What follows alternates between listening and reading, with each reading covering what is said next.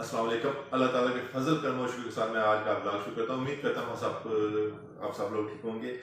तो आज मैं सिटी हाउसिंग जिला में के बारे में वीडियो बना रहा हूँ।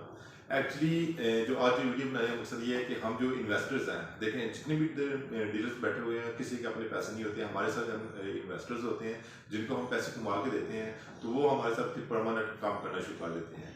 तो इन्वेस्टर्स जो होते हैं वो मुख्तलिफ शक्लों में हमारे साथ पैसे लगाते हैं। जैसे कोई भी नई डील आती है तो वो हम फाइलों में पैसे लगा लेते हैं, उसमें हम कुछ अपना मार्जिन रख लेते हैं और बहुत ज़्यादा मार्जिन हम अपने इन्वेस्टर्स को दे देते हैं। और एक और तरह की जो होती है इन्वेस्टमेंट, वो होती है कि एग्जैक्ट उसमें कोई उसमें नुकसान नहीं होता।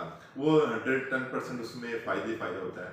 वो ये होता है कि हम अपने इन्वेस्टर को पहले प्लॉट लेके देते हैं, बहुत अच्छी एक लोकेशन पे प्लॉट होता है वो।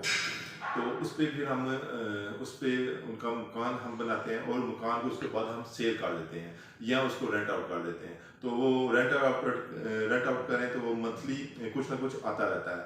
तो अगर वो हम सेल करते हैं तो वो फिर एक हैंडसम अमाउंट में एक वो सेल हो जाता है।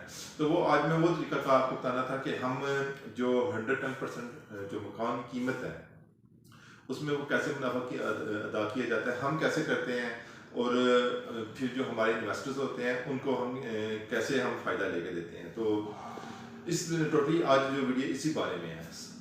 तो हमारे जो इन्वेस्टर होते हैं, हम सबसे पहले एक बहुत अच्छी लोकेशन पे प्लॉट देखते हैं।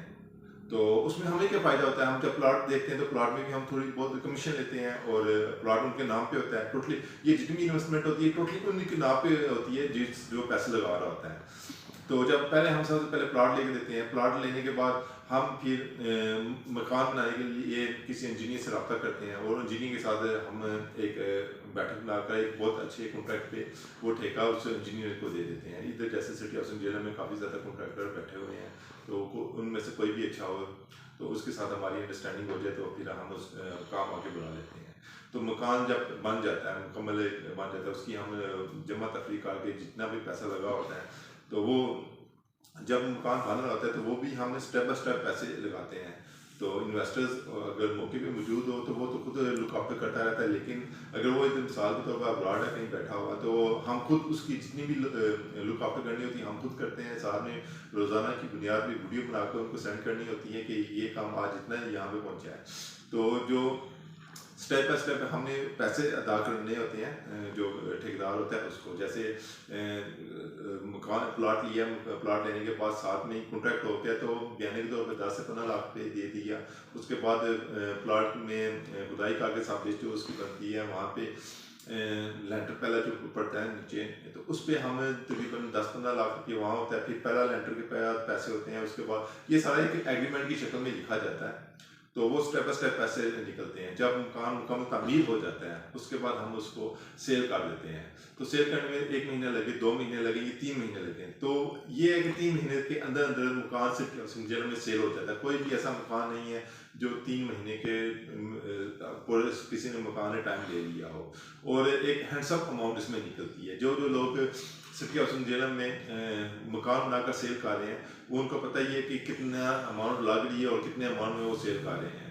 क्योंकि सिटी हाउसिंग जिला में क्यों बात कर रहा हूँ, एक्चुअली बहुत दूसरी सोसाइटी में भी ये काम चल रहा है। मैं उनका इसलिए कह रहा है कि मुझे उनका इतना अच्छा पता नहीं है। मुझे सिटी हाउसिंग जिला में कैसे पता है, यहाँ पे तकरीबन 3,500 से 4,000 घर बन चुके हैं, टोटली डेवलप हो चुका है। लोग यहाँ पे मकान यहाँ तो बनाते हैं, तो यहाँ वो बना बनाया मकान ले लेते हैं। मोस्टली जो लोग हैं जिलम खानी गुजरात के जो लोग हैं वो यहाँ पे मकान लेते हैं, वो प्लाट के रहने वाले हैं। वो खुद प्लाट लेकर मकान बना नहीं सकते क्योंकि वो आते हैं साल में 1 या 2 महीने के लिए आते हैं, जबकि एक मकान बनाने के लिए तकरीबन 10 से 11 महीने का टाइम लगता है, वो भी 5 महीने का।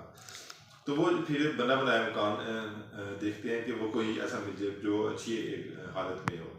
तो हमारा जो मेन टारगेट होता है वो लोग होते हैं जो जिनके पास टाइम नहीं होता।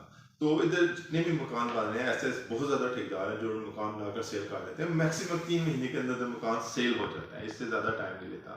तो ये जो इन्वेस्टमेंट होती है ये 110% होती है, इसमें कोई नुकसान नहीं होता। जो इन्वेस्टर के नाम पे प्रॉपर्टी होती है, अगर लेट्स को सेल भी ना हो तो एटलीस्ट उसके नाम पे प्रॉपर्टी है, उसका एक एसेट बना हुआ है। रेंट आउट लगा देते हैं। 5 मरले का जो नॉन फर्निश्ड हाउस है 50,000 उसका रेंट है, अगर फर्निश्ड हो उसका 1 लाख रुपया रेंट है। तो फर्निश करके उसको 1 लाख रुपये मंथली का आता रहता है इन्वेस्टर को, या वो नॉन फर्निश हो तो 50,000 मंथली का आता रहता है, एटलीस्ट उसको नुकसान नहीं होता है, एसेट बन जाता है।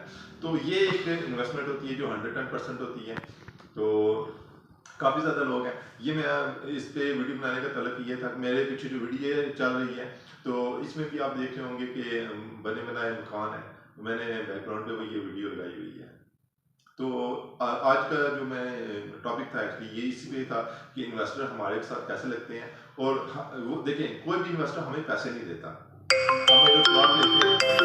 हम अगर प्लॉट लेते हैं तो प्लॉट इन्वेस्टर के नाम पे होता है, हम उसमें अपना मार्जिन रख लेते हैं। फिर जब ठेकेदार के साथ ठेका लगाना करना होता है तो वो इन्वेस्टर का और उसके साथ डायरेक्ट ताल्लुक होता है। उसके बाद हम मकान सेल करते हैं, मकान में हम अपना मार्जिन रख लेते हैं, हमारा होता है उसमें भी हम कमीशन ले लेते हैं 2%। तो उसमें ये हमें फ़ायदा होता है, और उसमें ये होता है कि हमारा जो ट्रस्ट होता है वो बिल्ड हो जाता है हमारे इन्वेस्टर के साथ। तो ये तरीकाकार होता है जिससे हम ना किसी भी सोसाइटी में काम कर रहे होते हैं। उम्मीद है आपको आज की ये वीडियो पसंद आई होगी। ऐसी मोर वीडियोस देखने के लिए आप मेरा चैनल लाइक करें। तो इजाज़त चाहता हूँ, अल्लाह हाफिज़।